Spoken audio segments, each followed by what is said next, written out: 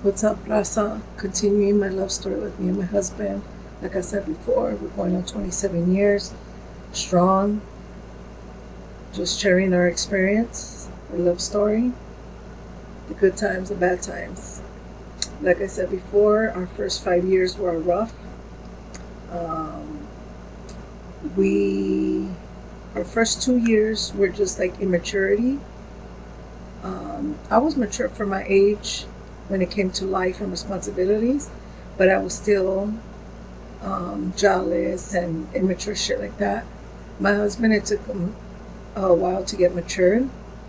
Um, we had two different backgrounds. I started young. He started in his late teens, after 18, 21. So that was a difference, and that's what caused a lot of our issues because I was already done with that kind of life, and he was just starting. Um, I'm the oldest, my husband's the youngest. So, him being the youngest, he was the baby. His older brother is like a father figure to him, and he has his mom. So, all his other siblings were already married and had kids. He was the only one that didn't until we got together. And so, with that, they were the ones controlling him, and he had to, listen to him.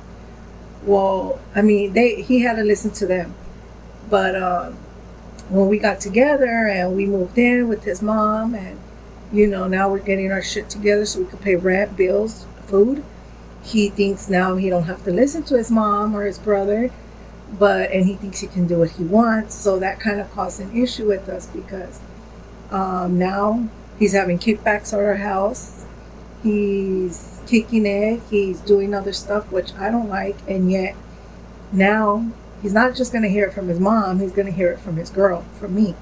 I was not going to stay quiet. And that caused a lot of issues because I would nag and talk my shit and stuff. And even if he did his kickback, in the end of the day, we're still having arguments about it. And so that's when issues started happening. I was pregnant, going through my hormones, and I didn't like that. I was done with that life. I was done partying. I was done kickbacks. I was done with all of that shit. And he wasn't. And to him, it was his neighborhood and his homies and his certain family members, cousins. And to me, I wasn't down with none of that, And even though if he was at our house doing it, it's still like he's not on the street, right? But still, for an example, before we got pregnant, I went over his house one weekend, and I would stay like on the weekends and during the week when school or whatever. And so one day he picked me up from school, and I was gonna stay the week at his house. Or the weekend. I don't know if it was a Thursday. It had to be a Thursday because the next day was school. And his homie calls him that they have a mandatory meeting with this neighborhood.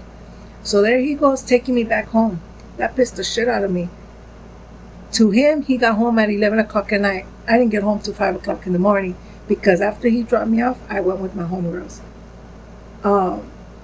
So I'm petty. Well, let's just say I didn't realize I was petty. Just recently, in a couple years past, I found out I was petty. And I admit and own it that I'm petty. And so I would throw a lot of shit, like I would talk a lot of shit about his homies. My husband has a home, like his homies from his neighborhood. There's only a couple that I actually like, that I know that are respectful and loyal. The rest, I didn't like them. I could spot off somebody from the beginning, their vibes. I could tell who they are. And I would tell my husband, hey, that homie's not your homie. He's not loyal, this, that, and the third. He wouldn't listen. It took him years, but he finally realized that I was right. And he had to get used and abused and burned and see who people's true colors were to believe his wife was right all along, that those homies weren't shit. But he has a few that I liked and that I still like, but it's just a few of them. And they're respectful and loyal, and they're like family. Those are not the ones that were kicking it at our house. The ones that were kicking at our house, they were no good people. And I'm upstairs praying it, dealing with my shit, and he's downstairs in the garage having a kickback with his homies. And then now you got these little wannabe homies bringing their hood rat girls down. So now I got girls sitting in my garage. Like, no. So I was not going to stay quiet. So eventually those turned into arguments that turned into fights and stuff like that. Certain family members too, I was cool with them, but I could see who they were.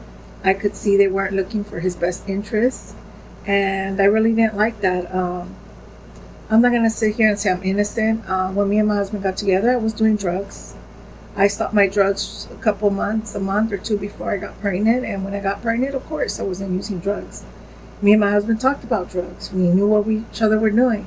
But when we got together, and we started, I got pregnant, to me, that's supposed to stop. And there's people that know how to control their drug use, and then they become addicts and they can't control it no more. So I think in the beginning, my husband was using here and there, and he had control of it. So that's why sometimes I was naive to it. And, or I didn't think he was doing that. When it came to weed and beer, I didn't have a problem. Mind you, my husband was never an alcoholic like that, so I'm glad I didn't have to deal with that. I think in the 27 years we've been together, I've only seen him drunk, I think 3 times, if that. Yeah, 3 times, I think. And so he was never an alcoholic, and he don't drink no more. And I'm hardly drink anymore either. So I didn't really have to deal with that. The smoking the weed was never a problem either. But the other stuff, back in the day, it was speed. That's what I used to use. And I don't remember if my husband, that's what he used. And I thought it all stopped. I thought it was controlled. So with that, there were certain friends around, or homies, or certain family members that were around, that I knew what they were up to, and I knew what they were doing, and I knew that I had to keep an eye on them. And as much as I loved them and cared for them and had them around, but I always peep game who they were. And I'm not going to say no one put a thing to my husband's head to do it, but I feel like it benefited them as well, because he was a client. He could get it for free sometimes. And some people around and family members, I'm not going to say who, but there's certain family members that love to get people hooked. And they love to do that so they can talk about them behind their backs and say, no que no, and that person's doing it, And I'm not here to put blame on anybody. My husband chose his decisions and he did it on his own, and no one's fault but his. But I do feel like in my husband's life of his addiction and our marriage, I feel like there's certain people that had fault. But anyways, so going back to that in the beginning, I was kind of naive on certain things, and I didn't like a lot of things. We fought and argued stupid shit. It could be over, just for an example, we argued and fought one time because I was pregnant. I was very emotional, mind you. Before I was pregnant, I wasn't an emotional person, and I think throughout the years, it kind of went away and then came back, or it comes and goes. But one time I felt I was so with my hormones and pregnant that I felt like he didn't tell me I love you first. And that I started crying and telling him that that's not fair, that I had to tell him I love you first. I mean, it was stupid shit, right? And it wasn't even a big deal, but I turned it into a big deal, and it turned into an argument and a fight because, like I said, he didn't tell me I love you first. It could have been arguments because probably I didn't want to go somewhere or be somewhere, or we would go to certain family members, and I just felt like he was doing his thing, and I got to sit there and, be pregnant or take care of my daughter when she was born. So certain things I couldn't stay quiet about. I've always talked shit. I could never stay quiet. And I would always, if you call it nagging, that's what men love to call it, that we fucking bitch and nag. That's what it was, I guess. So, When we were first, so mind you, in these 27 years we've been together, we did break up twice. I did move back home twice. Um,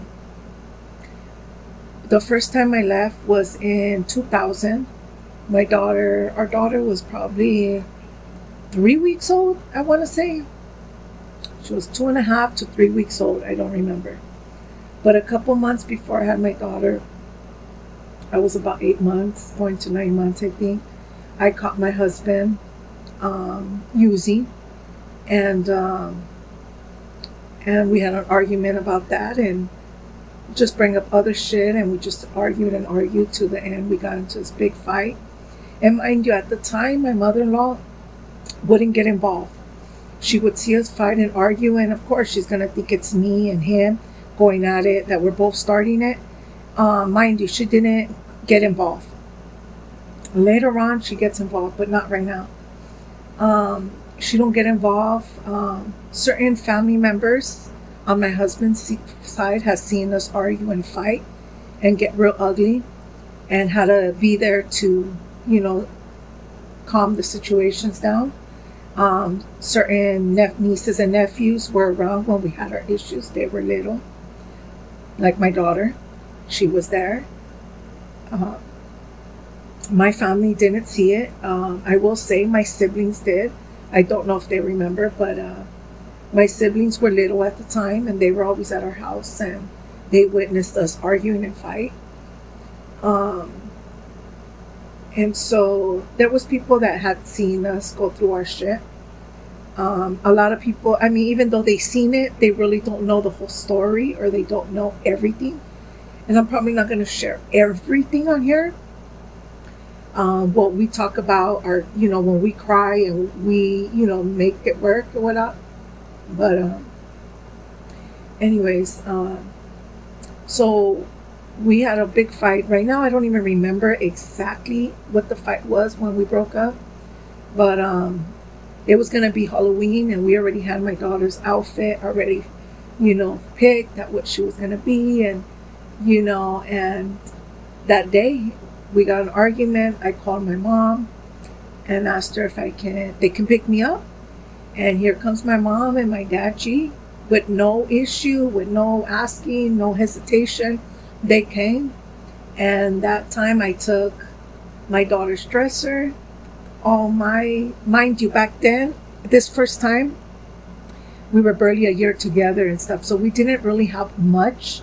We had our bedroom, and we had our furniture in our bedroom, but I wasn't worrying about taking that shit. I just took my, my stuff. And mind you, when I leave, I'm taking all of it. So I took all of my stuff and all my daughter's stuff. And at the time, she was only 2 weeks or 3 weeks old. So imagine, but I took everything. Not the crib, none of that. Probably the bassinet, I think, but not the crib. I left a lot of things behind. And that week was Halloween week. And it was going to be Halloween week. So I think she was almost 3.5 weeks, más bien. Instead of 2. She was 3.5 weeks probably. I think I stood with my mom and dad, I think a week and a half maybe. And no, I think it was a week. And Halloween came. He didn't see us on Halloween.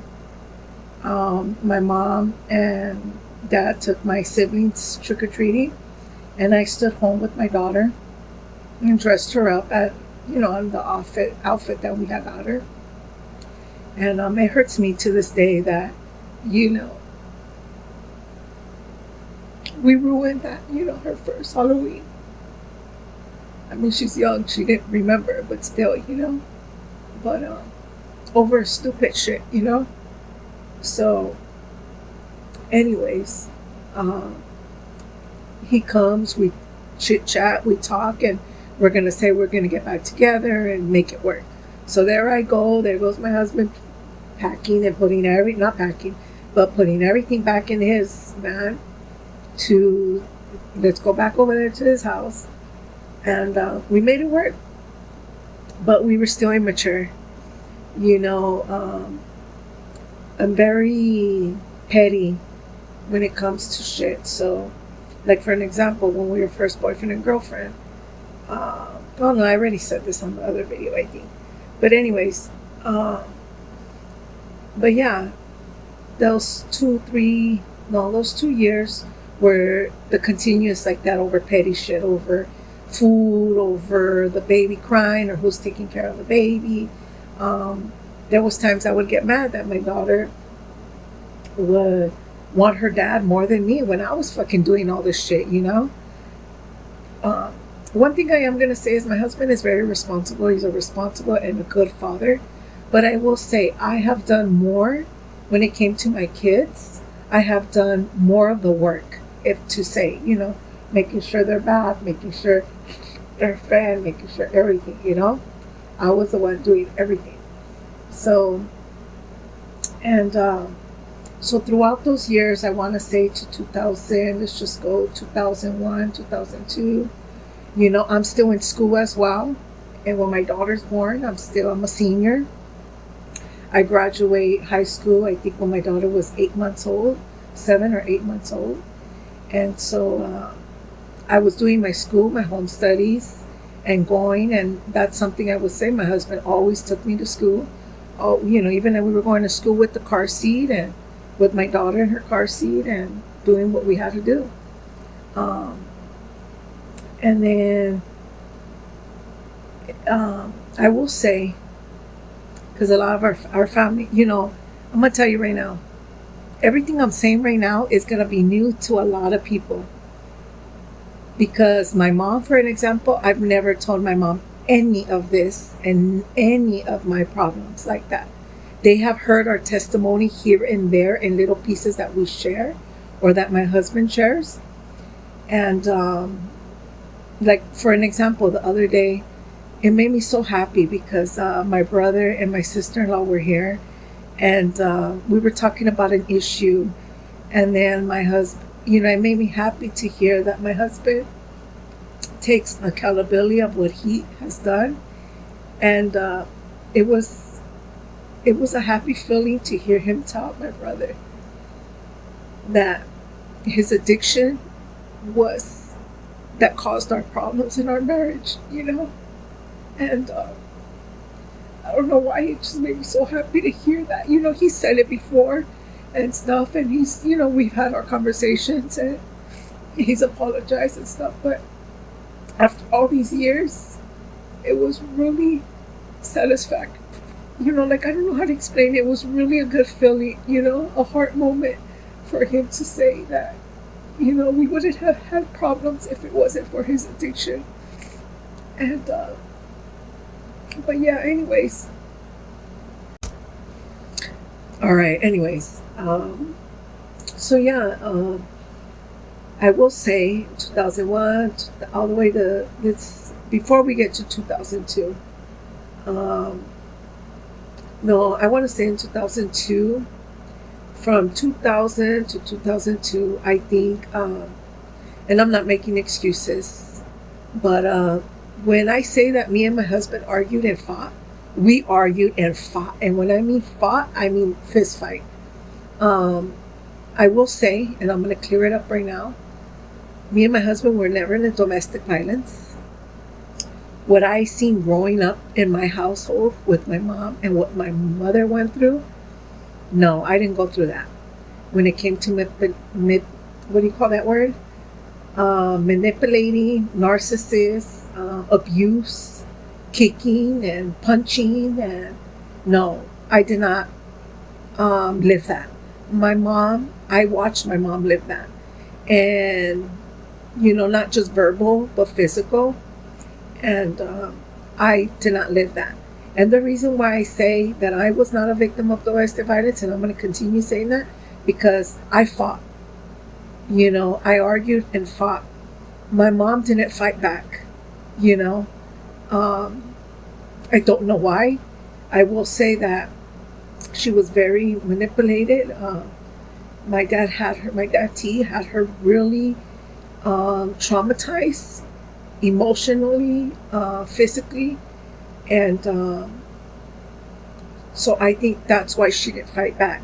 But for me, I had a mouth on me, and I had my hands, my fists, So I came from the streets, not that I really came from the streets like that, no, but I learned on the streets. I knew how to box, I knew how to fight, and so when me and my husband would argue and fight, it was fighting. I actually hit my husband 13 times before he put a hand on me.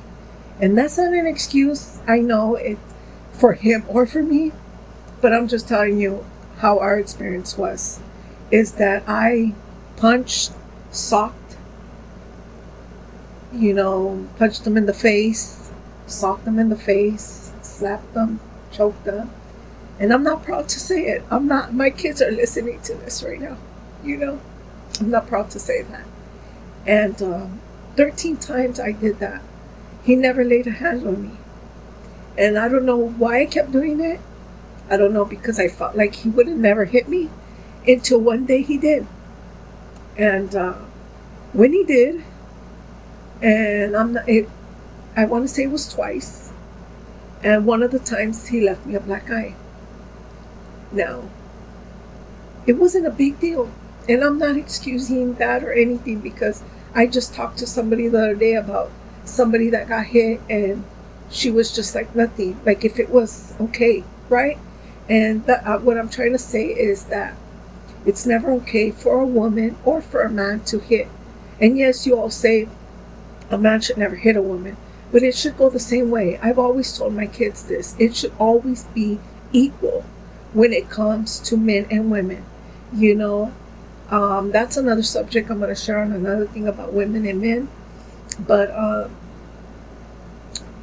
and I'm not excusing it, but the one time he did hit me and left me a black eye happened to be the time that my siblings came over and seen it. And what are they going to do? They're young, they're little, they don't know better. They're going to go tell my mom. One of my uncles, at the time I was really close to a deal. And this is before he was really bad, when he was still normal. We were close, and he came to our house that week. And what does he see? He sees his niece with the black eye. And of course, he's not going to say nothing, because he does. I'm not going to tell his story, but I've seen and witnessed him do the same, right? He didn't question me. He didn't say nothing. He was cool with both of us.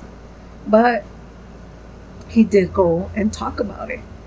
And I know he didn't say it in a bad way, but then it went to ears, to another ear. And every time it goes to another ear, it changes story.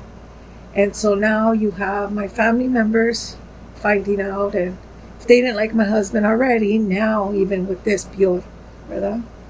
So, but anyways, for me, it was, I was shocked and surprised he did that, but, and it's not okay, but that happened.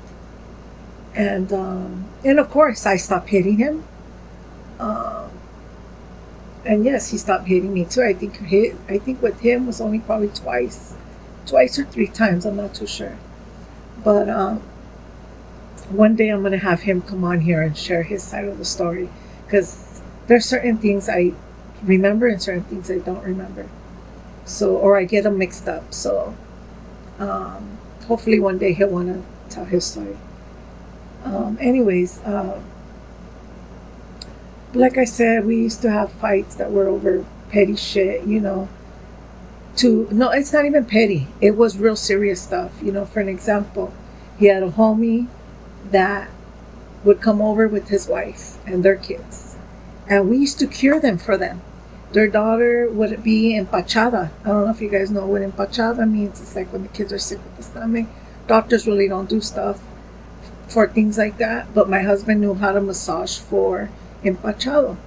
And my mother-in-law also showed me, because babies, especially when they transform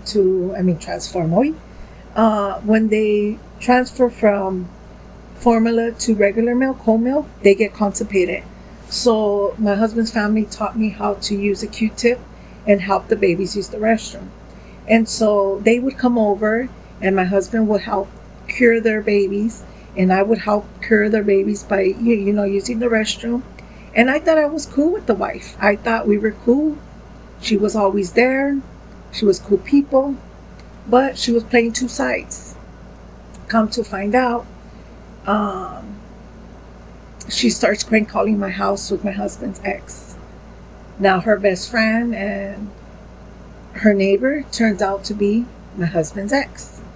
And while I'm helping her cure her kids, and she's coming to my house crying that her baby can't, use the restroom, and can blah, blah, blah, I'm helping them. And yet she has the nerve to fucking crank on my house with his ex and play fucking games. And then she gets caught because her mom or her suegra calls her name in the background. So when my husband used to get home from work or with his homie, we would have arguments and fights because, yeah, he didn't know what was going on, but as soon as he walked in that door, we would start fighting. And I remember one time back in the day when this incident happened, he came upstairs, came in the room, and I just started throwing shit. So back in the day when I used to get WIC used to have where I used to go to the store to get my WIC. And WIC is, where you get milk and cereal and all that, cheese and shit. They used to give you little knickknacks, little like porcelain dolls or precious moment stuff to put on your fridge, or little knickknacks to put. And I had a bunch of them. All of them broke because I broke them all by throwing them at my husband at different times. But that certain day, he walks into the door and, my daughter's in the room, but because mind you, when we used to argue, I used to wait that we were in the car and not in front of my daughter. But then there was times I couldn't hold it no more, and I would just argue with him and just throw the shit at him. He has no idea what's going on. I remember that day my brother-in-law had to come in and separate us because it was really bad. And but shit like that, we would argue over shit like, certain stuff. But then in 2002, 2003, and 2004, that's when it gets really bad. Now, this is really going to be a serious topic. My husband was addicted to, his addiction was meth. And he got really bad. And I talked to him, and he's okay with me sharing this. And our kids already know. I don't know if they know every detail, but I'm going to share some stuff on here. And yeah, so continue on the next video, and I'm going to share. Have a good weekend, Raza. Take care. Take care of your loved ones. And if you don't have your shit together, get it together. Especially if you're already fucking old. 30, 40, 50, 67 years old. Come on, man. You got your kids, your wives or your husband suffering. Get your shit together, man. Come on now. Much love.